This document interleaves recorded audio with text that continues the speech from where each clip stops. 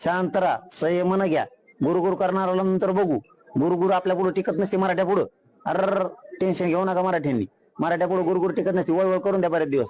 पूर्वीचे म्हणे 100 गुन्हे वाहून द्या. पाहिली भरल्यावर मग ठेपेल येतं. तसं शांत राहा.